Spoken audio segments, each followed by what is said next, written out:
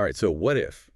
What if the U.S. and Canada just decided, to become one big happy nation? One big happy nation. Yeah, exactly. We're going deep on this today, taking a look at this article, USA-Canada Merger, exploring the pros and cons. Yeah. It really digs deep into this idea. Like, what would the benefits be? What problems might pop up?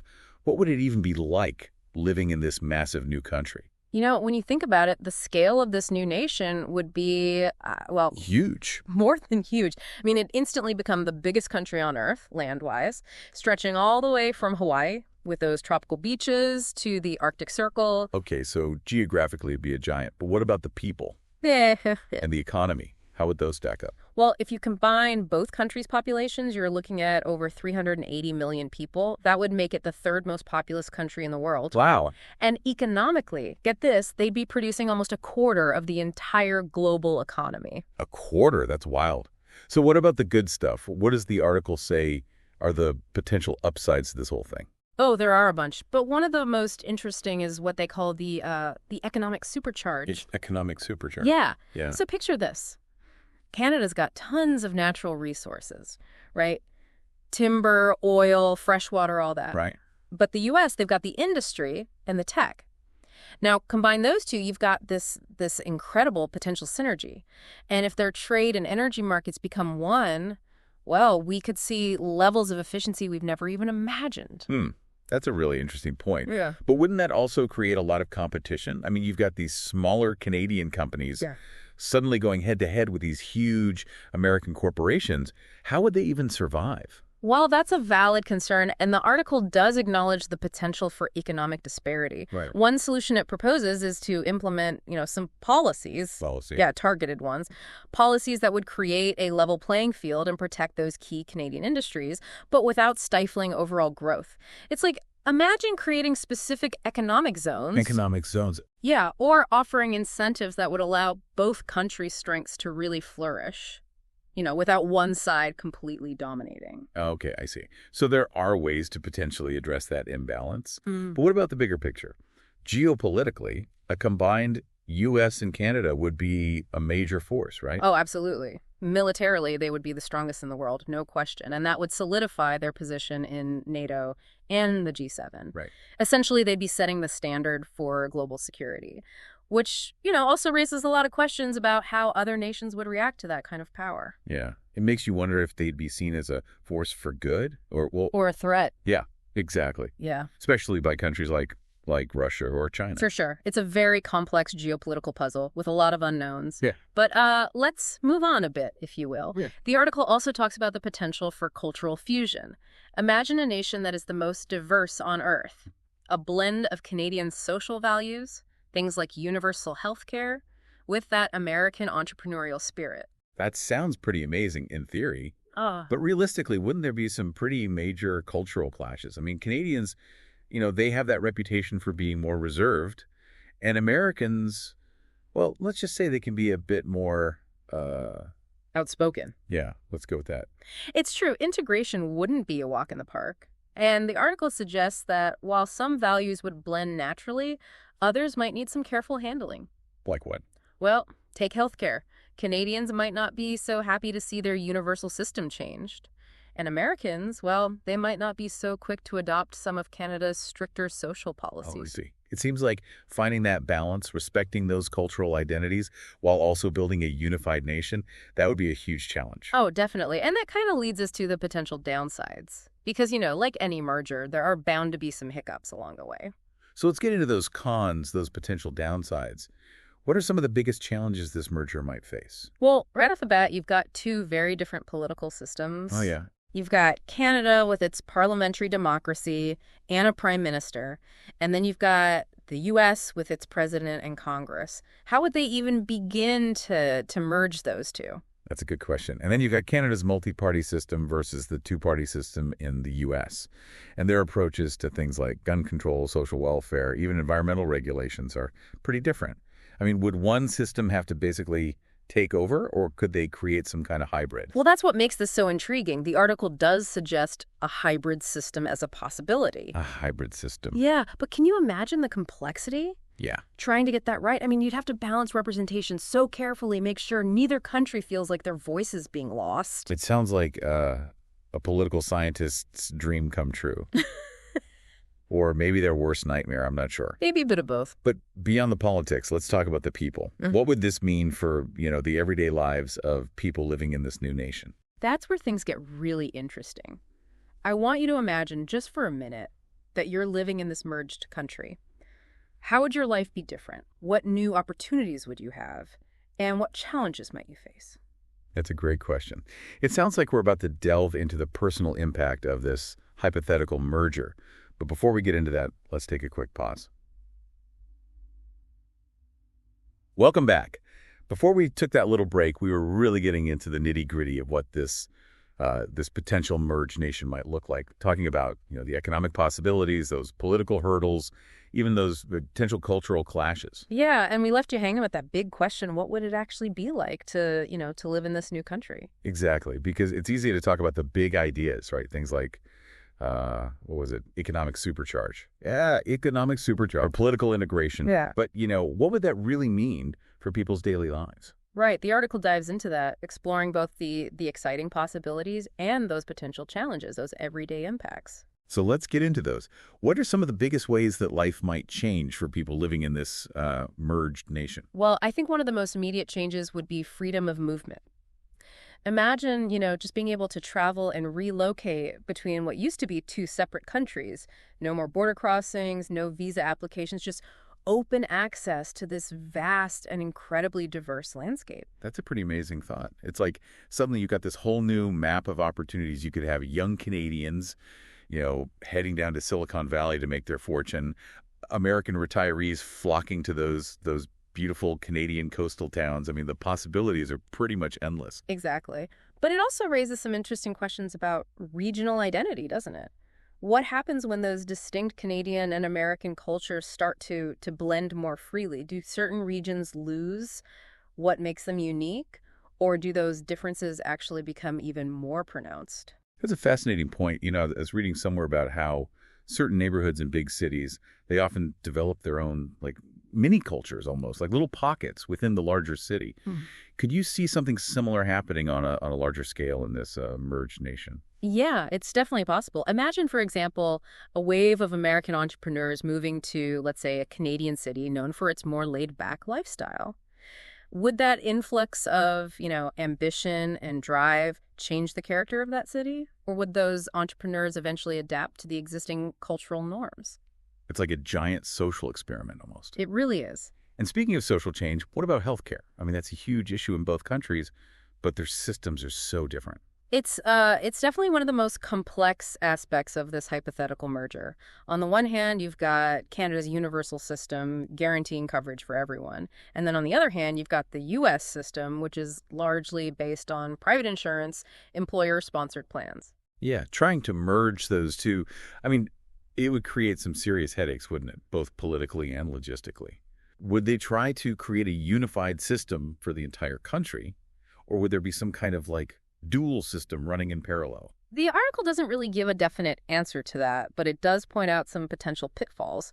For example, if they went with a universal system, American taxpayers might not be too happy about the higher taxes needed to fund it. And then, Canadians might worry about longer wait times and maybe even a decrease in the quality of care if the system is suddenly strained by all these new patients. Yeah. It sounds like finding a solution that everyone's happy with would be, next to impossible. It's a challenge that really highlights those fundamental differences in values and priorities between the two countries, I think. And it's just one example of the many complexities that would come up when you're trying to merge two societies that are so distinct. Okay, so we've talked about freedom of movement, healthcare, and that potential impact on regional identities. What are some other key areas where people's lives might be affected by this merger? Well, education is a big one. I mean, the U.S. and Canada have very different systems. The funding levels are different, the curriculum standards, even the teaching approaches. Trying to create a unified national education system would be a massive undertaking. It's interesting because education, it's so fundamental, that really shapes the future of a nation. Would they try to standardize the curriculum across both countries? And how would they deal with those differences in funding? especially in the U.S., where local control of education is such a big thing? Those are questions that would have a very real impact on millions of students and their families. And it really gets to the heart of that challenge, balancing national unity with regional autonomy in this new supernation. Yeah. That seems to be a recurring theme, doesn't it? Finding that balance between integration and preserving what makes each region unique. Absolutely. And it's not just about those big picture issues like healthcare and education. Even everyday things we might not even think about, could be affected. Like what? What do you mean? Well, take driving, for example. The U.S. and Canada have different traffic laws, speed limits are measured differently, even the road signs can be different. Imagine the confusion if you're suddenly driving across a continent with this patchwork of regulations. Oh, wow, I hadn't even thought about that. Yeah. You're right, it's easy to forget how many subtle differences there are between the two countries, things we take for granted until they suddenly become a problem. Exactly. It really highlights just how many changes people would have to adapt to in this new merged nation. Okay, we've covered a lot of ground, but there's one more thing I think we need to talk about, the impact on Canada's French-speaking population. Oh, that's a crucial point. And the article does acknowledge the unique challenges and opportunities this would present for French-speaking Canadians. Right, because language, it's such a core part of cultural identity. Would French become an official language of this new nation alongside English? And how would that affect everything? I mean, from government services to education to, just everyday conversations. It's a tough one, really. On the one hand, making French an official language would be this powerful symbol of inclusion, It would show respect for Canada's bilingual heritage. But on the other hand, it could create logistical problems, and it could even lead to some resentment from people who see it as a threat to English. Yeah, it seems like language could become a real flashpoint in this merger. And the decisions they make around it, those would have some serious consequences, both for national unity and for cultural harmony. It's a good reminder that merging two nations isn't just about redrawing lines on a map. It's about bringing together people with their own histories, their own languages, their own cultures, and finding a way to create that sense of shared identity without erasing those differences. That's probably the biggest challenge of all. That's a great point. And, it makes me think about the bigger picture here, because this merger wouldn't just impact the U.S. and Canada, right? It would have ripple effects around the world. Exactly. It's not just about what happens within the borders of this hypothetical supernation. It's about how this new entity interacts with the rest of the world. What would it mean for global politics, for the economy, for things like climate change? Right. We've talked about the domestic challenges, but what about those global shockwaves? A USA-Canada merger that would send tremors across the planet. That's where things get really, really interesting. Imagine this new economic powerhouse producing almost a quarter of global GDP suddenly entering the world stage. We're talking about a major power shift, right? Yeah. And that would have implications for everything. International trade, climate change, global security, the whole 9 yards. Absolutely. And the article doesn't shy away from exploring those potential ripple effects. So are you ready to dive into the global implications of this hypothetical merger? All right, so we're back, and we've been talking about this hypothetical merger between the U.S. and Canada. And, well, it's safe to say there are a lot of questions, especially when you start thinking about the impact on the rest of the world. What's really fascinating is that this new nation, it wouldn't just exist on its own, right? It would instantly become a major player globally. It would completely change the geopolitical landscape. So let's break that down a bit. We've talked about how a merged U.S.-Canada would be this economic powerhouse.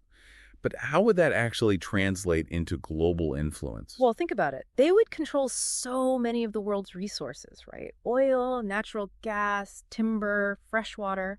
And when you combine that with their technology and manufacturing, they'd have incredible leverage in trade. So basically, they could call the shots in a lot of key industries. Yeah, potentially.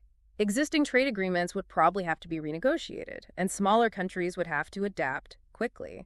Some might benefit from being closer to this new economic giant, but others might struggle to keep up. It sounds like it could create a lot of upheaval in the global economy. Definitely. But what about global security? We've talked about their combined military being the most powerful, but what would that mean in practice? Well, on the one hand, it could lead to more stability, at least in the short term. I mean, that kind of military dominance, it might deter other countries from, being aggressive, especially with them being in charge of NATO. But couldn't it also provoke other powerful countries? Like if I were China or Russia, I'd be a little worried about this new superpower showing up. That's a good point. It's that classic security dilemma, right? Yeah. Does projecting strength actually prevent conflict, or does it increase the risk? It's hard to say, and there's always the chance of miscalculation. It's like a game of chess, where every move could have these unintended consequences. Exactly. But let's shift gears a bit and talk about climate change. I know we touched on it earlier, but it's such a pressing issue, and I think it deserves more attention.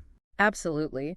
This new nation, it would control a huge portion of the world's forests, which are vital for absorbing carbon dioxide. They'd have a huge responsibility in the fight against climate change. So their policies could have a big impact on global efforts to reduce emissions.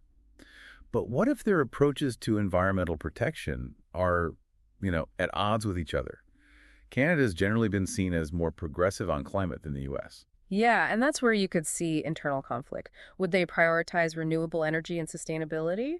Or would economic interests, those tied to fossil fuels, win out?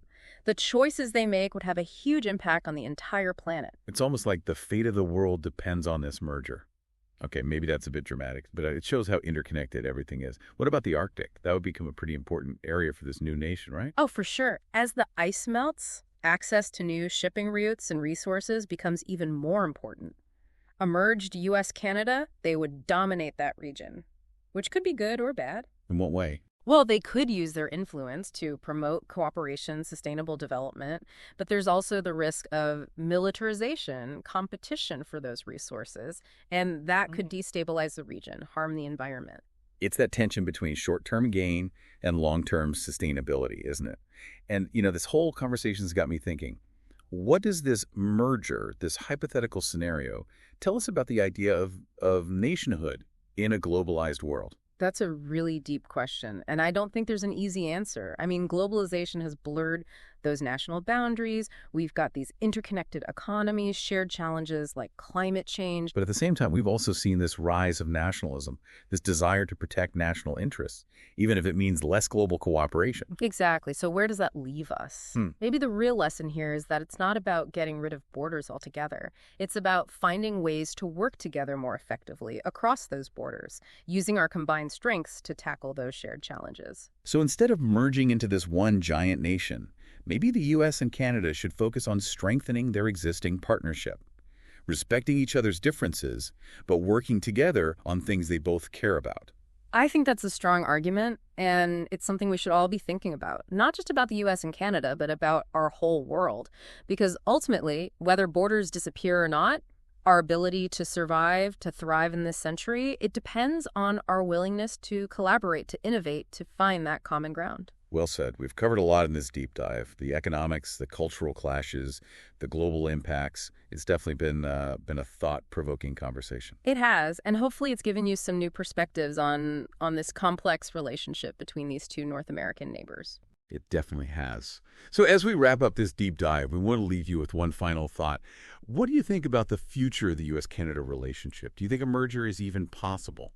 Or is deepening that cooperation a more realistic path? We want to hear your thoughts, so share them online and let's keep this conversation going. Until next time, keep exploring.